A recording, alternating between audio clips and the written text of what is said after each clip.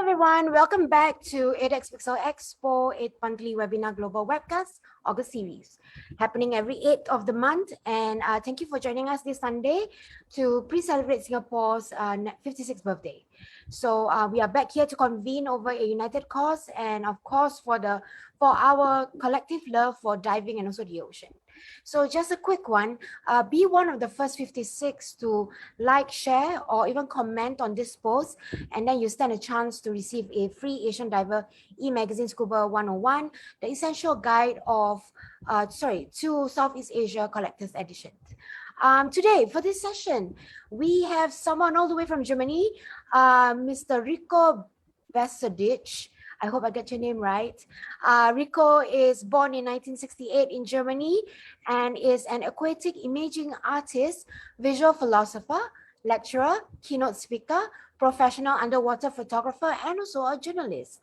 He has been involved in the art of photography since 1978, and his mission is to raise awareness for the importance of water, earning him recognition by the Nobel Prize Organization, the United Nations, the Swedish Parliament, the Amity Sans Frontier organizations, and Prince Albert of Monaco Foundation, among others. His more than 200 photography-related articles had been published in magazines and books all around the world, translated in 11 different languages.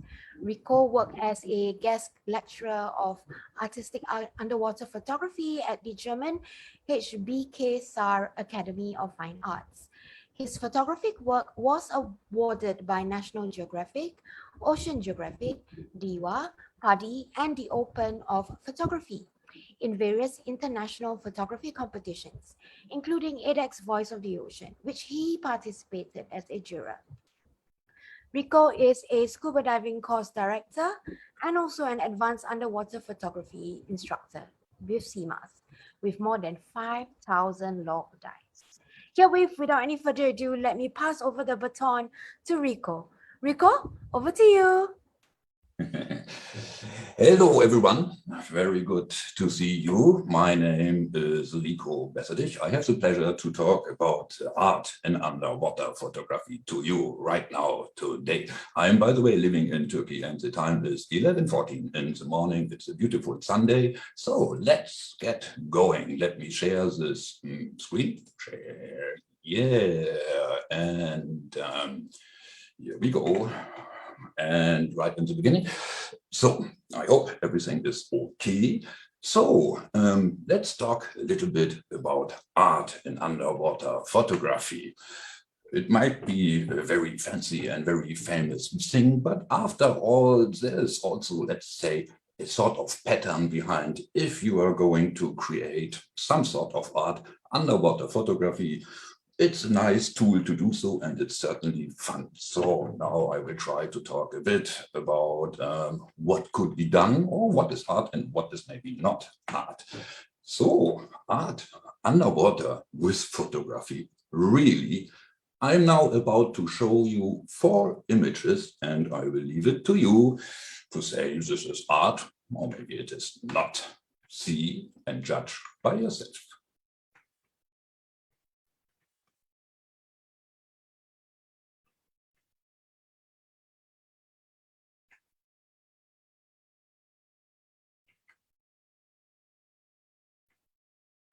So, is this art? 4 images, obviously underwater. No, it is not.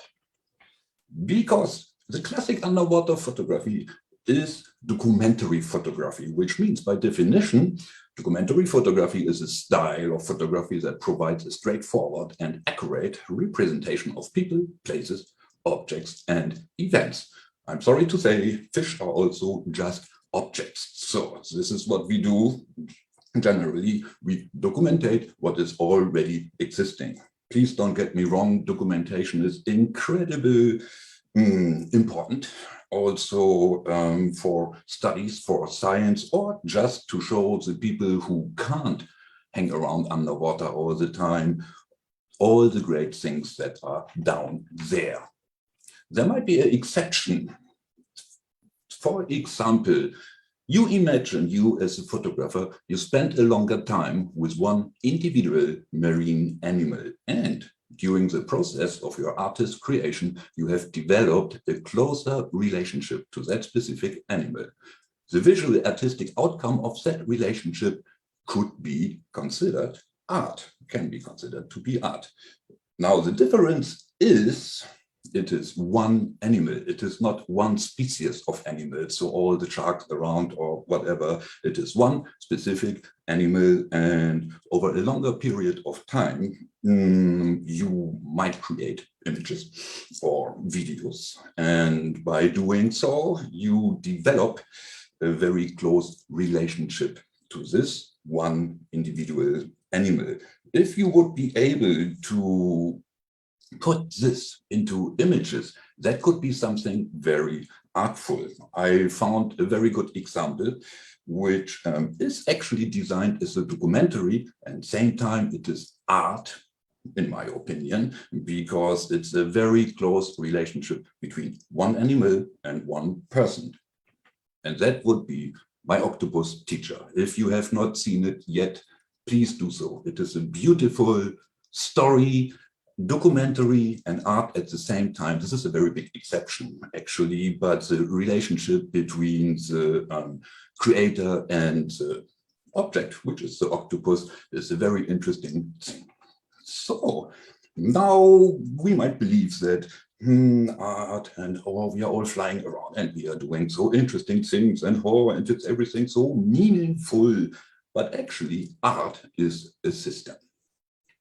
This means that 50% of the art belongs, let's say, to the creator, to the person who is creating this. The other 50% belongs to the viewer. This is a very important part. So if you believe you are the greatest artist alive and you created something awesome, if no one agrees to your point, you might be a very, very lonely artist.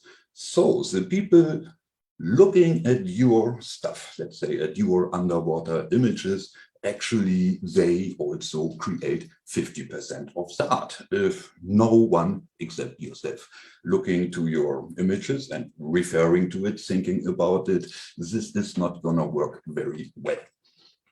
Art takes place in the head. This is a very important thing. Of course, we have definitions, we have specific categories of different art movements and styles, and like Impressionism or the Baroque, modern art. So there are so many different things. But is it art or not? Who decides that? The people who are looking at your stuff, not only you. This means that ain't just your head. But I feel like being so creative, many of us underwater photographers might say, which is of course a very cool thing to be creative, but art, artistic and creativity are two different things. Art is considered an original creation with the intention of sparking an emotion or response in the viewer. So means what you create makes the people think about something, hopefully. Creativity then is pulling together different elements to find a solution to a problem. So most of the underwater photographers create absolutely wonderful images, really so wonderful. Mostly they work creative. So if you go and you use the newest, or you use different light sources, or even you carry a DVD with you underwater and you are using light reflections of the DVD to create some rainbow color, blah, blah, blah, whatever. This is certainly creative work and not necessarily art. Art in underwater photography. It's very important to create a series. So several pieces, in this case, images, should be together creating a series. Of course, you might have a lucky shot here and there, maybe one incredible great image, and this is it. And more does not come to your idea, and maybe your image is getting incredible, famous, and you will spend all the rest of your life thinking about how I did it and how I can do it again. The number 4 is very important. So this is the smallest number when it's about to create an artful series of images. The artistic genre, of course, obviously underwater photography. So this is, let's say, the main roof we have.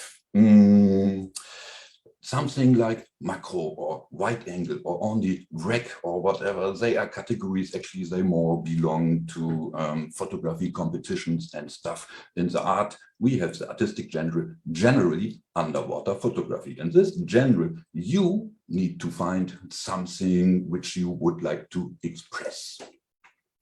The topic, wait and see. There are a million of ideas and concepts. I'm showing you now 4 images. Again, see yourself. Do you consider them as art or not? This is number 1. Number 2. Number 3. And number 4. This series, is this art? It is your decision. It is not my call to say, look, I created something very crazy and certainly this is art and I'm an artist. No, you people looking at it, you decide this is art or not. And if the image series or one of those images like evoke emotion or they make you think or you wish to have a longer look and you maybe even can meditate about them or it tells you something or maybe even nothing, all these factors are a very important process of the art creation. It is not only one quick snap and off you go. Creating such things and concepts might require to work on it a very longer time. So the images, they are only 4 images we see here, but it's from let's say, concept which took me quite many years, not many dives, many years to do that. And actually more, I should not say, because my images are talking for me. But of course, great artists, we must give a statement, right? So now let's read the artist statement. With this image series, the artist tried to express the transience of pre-given solid structures when combined with water. The melted structures, whilst viewed through order to symbolize the eternity of things created by man, whilst the water itself symbolized the beginning and end of all eternity at all, thus making eternity something yet to be limited to time, vision, and motion. And do you really believe that? Sorry, people, this is just some blah, blah, blah. Everyone can make up a story. If I would tell you the words before showing you the images, you would be already biased by, let's say, the pre-given informations. As a matter of fact, the fancy artist statements usually appear after an artistic work is published and hopefully appreciated and considered as art by the audience, which is now you. And it will be later the people watching your images. Very important. So we are photographers. We have our images to speak for us. It ain't the artist's job to declare any of his or her work as art. You, the audience, decide just by yourself whether it is art or not. Art is happening in the head. This is a very important thing. And more than that, art evolves when people start to talk about it. So if no one is talking about it, there is not so much to do. But at least if 2 different people watching one of your images and they are talking about, you know, the classic question, what the artist tried to tell us. So they might have different opinions, different angles of views, and they might even, sometimes it happens, they might even argue with each other. And in this very moment, actually, the art evolves because the people are not just watching it and they are not just clicking a quick like on Facebook or whatever. They are thinking about it. They try to see something in it, or they come to, let's say, own interpretations of thing, which is the greatest thing you can even achieve as an artist. Using gear and techniques, very important, of course, but gear and techniques, it's not everything. What do you think, how many times Leonardo da Vinci was thinking about which brand of brushes he is using to create the Mona Lisa? I think he was not thinking that much. Your gear and the techniques is something you are considered to know anyway. Knowing this thing does not make you an artist. It is just the, let's say, main craft works. Same like driving the car or baking the bread or whatever. Of course, you have to know how to use your camera. So any technical tricks, whether they have been in while shooting them or maybe in post-production, it is very important. Never force the viewers of your work to just focus on technical matters. The technical matter, not so important. More important is this image touching the person, yes or no? Of course, creating. While creating, we cannot hope all the time that everything we do something, it's always great. Sometimes it is also, it needs a little bit of luck. It needs the right moment and the right mood, like the spider here asking, yo, any luck over there? So both of them trying to, let's say, find something. And this is very normal. We don't go dive one time and we come back with a piece for the Museum of Modern Arts or whatever. Usually this is a process that goes over many, many years. And by defining our work, we are getting better and our images might even become more meaningful. Feel yourself and your connection to the oceans, the universe, and of course, all the rest. Create things people can think and talk about. This is art. Feel love and express love. And never forget, you all are an artist by nature. Now it's time, activate yourself. I thank you very much. This was my speech for EdXPixel 2021. If there is still time left, I would be ready for questions. Thank you again. Thank you so much, Rico. That was a lovely presentation, I must say. Let me see if we do have any questions on the panel. Just give me a moment. Oh, we don't have a question, but we do have a lot of love sent to you from, I think, your friends within the community itself. We do have a big hello by Gonka Karaman. All right, okay, that's nice. It's and also Istem Guten, Vishnu Rajendran Ambu, Ivan Chung. Ivan Chung said blah blah blah to you. And also Walter Comper. Yeah, so I guess they really miss you, you know, like not being able to meet you in EdX itself. And I think for us, we don't, I mean, like, I'm sure they have the question that we can say, oh, we have another one that actually says hello. And I think her name is Sida Karadenis. Sorry, Sida. Yeah. I know these people. It's very nice. So to all of those who watched my little presentation, once again, I want to thank you. Thank you so much to you and all edX team for doing it. It's a very great thing. And I would like to express my hope soon, on a day soon to come, we will see each other live in Singapore, and then we do it in real, not only virtual. I'm looking forward to that day, and I wish you a successful event day today of August. Thank you very much. Thank you so much, Rico. And also, I would just like to remind everyone that is listening, do stay tuned for the next session, which is titled In Celebration of Singapore Waters, Discovering Pedra Branca Shipwrecks. So once again, Rico, thank you so much for waking up so early, all the way from Germany. I'm not too sure which part of Germany you're from, but thank you. I'm from Hamburg, but I'm living 3,000 kilometers in the south. So I'm living in Izmir, which is at the Aegean coast of Turkey. So, and it is 11:30. It's not so early. I'm okay. So I think I just say bye-bye now. And thank you so much again. Goodbye. Thank you, Enrico. Goodbye. Bye.